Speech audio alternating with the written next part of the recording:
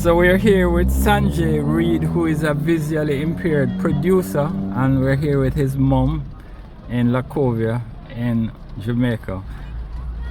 Tell us your name. Tell us your name. Okay, my name is Charmaine Mahan. I am Sanjay Reed's mom. Do you need my age or anything? No. And tell us a little bit about Sanjay, when he was born and... Okay, when Sanjay was born, he was born on the 9th of May 1995. About 3 weeks after birth, there was this pink substance in his eyes. So when I take him to the ophthalmologist, first of all, the ophthalmologist asked me if I know where the university hospital was, and I said no.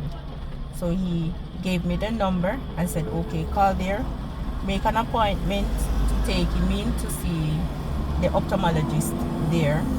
When I take him there they found out that he was born with cancer. So the correct name is retinoblastoma. That is cancer of the eye. Okay, there they told me that he would have to do a surgery. He would have to do a surgery to prevent the cancer from going to his brain. Well, at that time I was very devastated. So I've consulted with my mother and my sister and brother, and we all decided and said, yes, let him do the surgery. So he did the surgery when he was about 2 months and 2 weeks old. So in the left eye, he became blind at that tender age. So, and when he was around 3 years old now, he starts to complain that he's not seeing from the right eye. When I take him back, they said that the cancer is in the eye. So they did the surgery on the right eye, take it out. So from then he's blind until now. So he's a very brilliant son. Listen to me, people say if it was them, they would have asked doctor to give him injection to kill him, or they would have abandoned him. But at that time I said no, he's the only child and I don't know if I'm going to have another one, so I'm going to take the very best care of him.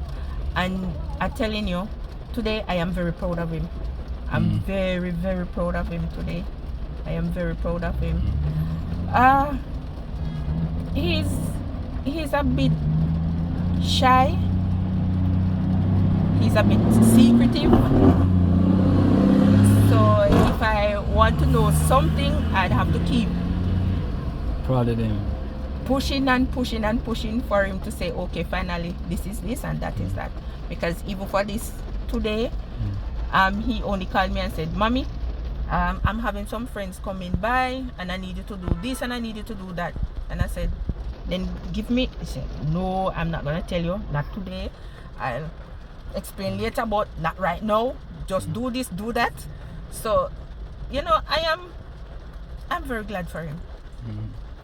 I'm very glad for him. That's wow.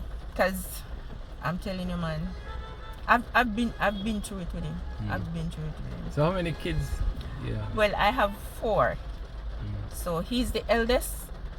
That's his sister. That's the ones that follow him, and I have another daughter, and I have another son. Yes. So all the other ones are yes. Yeah, man. They're all right. They're good. No visual impairment. No visual impairment. He's the only one, because well, they're saying that my family tree is from the cancer origin. So he is the first one. So it's out of 100 you might find one born with it.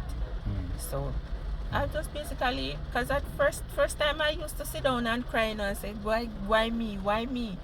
But afterwards I just accept it and say, that's it. I just move along, and I'm very proud of him, and I am happy to have him. So yes. Tell us a little bit about some of the challenges you encountered? Alright, in the early challenges that I've encountered with him coming up is that when I used to go to Kingston, because I used to go to Kingston at both hospitals, at University Hospital and KPH. I went to KPH, he did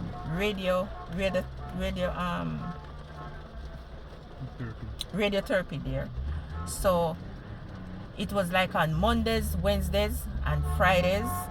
I couldn't let night dew fall on him. I couldn't let rain wet him. Sometime when they finish with him, it's the last bus from Kingston back to St. Elizabeth. So the conductor would come all the way up to, they have a guango tree in the park, so he'd come all the way up to the guango tree to wait on me, to carry me down to the bus so that I can come back to St. Elizabeth. It was the financial part was a bit strenuous, but by the help of God, I got through. Then he went to Salvation Army. There I had a couple challenges, but as I said, God always provide for me. Even when I am down, even when I have the last dollar, God always send somebody or something that I can pay the school fee, buy up his snacks, buy his uniform. So, I've always give God thanks. I've always give thanks. God thanks. Not care the small things that I've got for him, I've always give God thanks. So as I said before, I am very happy to have him, and I am very proud of him today. So for people who may face a similar situation, not necessarily going through it, but they may face a situation like that, what would be your advice then? My advice to them is that just keep faith and believe in God. He will work out everything for you. Because when I have him, at one point his father said that he's not interested in him. You understand? When he found out that he had the cancer and all of what I have to be going through. Most of the things that I go through with Sanjay is by myself, or I have my mother with me. Okay. His father. Oh, it's not in his life. His father wasn't in his life. It was until he's around 11 years old before he got back his father into his life. And it just one day he just get up randomly. He just get up one day randomly and just call his father and just argue with him. And boom. That was it. So when his father passed, it was at the time he was doing GSAT, because he said that he wanted to go to Kingston College, but eventually he didn't went there, because at the time when his father passed, he was calling, no one wasn't telling him anything, so he just